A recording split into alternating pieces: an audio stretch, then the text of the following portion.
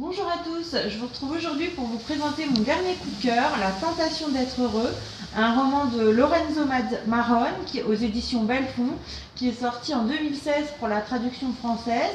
Un petit mot sur l'auteur, il est né à Naples dans les années 70, il était avocat à la base, il a décidé de se consacrer pleinement à l'écriture. Ce roman-là a été traduit dans une dizaine de langues et il a rencontré un grand succès sur la scène littéraire italienne.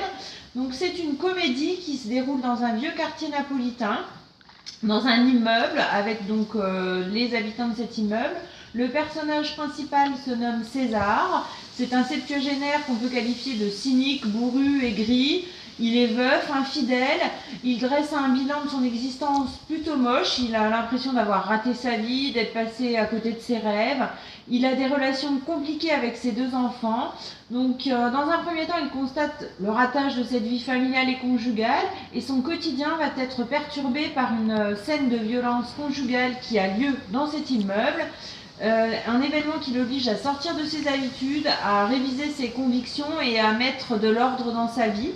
C'est une lecture plutôt agréable, mais surprenante car l'histoire elle n'est pas aussi joyeuse et légère qu'on le pense. Au fil des pages, la tension dramatique monte assez considérablement. L'ambiance légère s'efface et on bascule dans un autre genre. La fin du roman elle est ouverte, le dénouement n'est pas forcément heureux. Je caractériserai ce roman avec quelques mots-clés.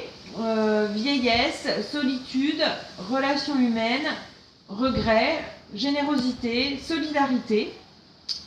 En quelques mots, on trouve des scènes comiques, des réflexions caustiques sur les personnages qui l'entourent, ce César. C'est un roman qui fait du bien, qui est plein de poésie et d'espoir. L'écriture est agréable, fluide. Je le recommande vivement. C'est un joli cadeau, un feel good.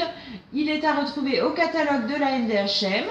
Donc je vous souhaite une bonne journée et je vous dis à bientôt pour un prochain coup de cœur.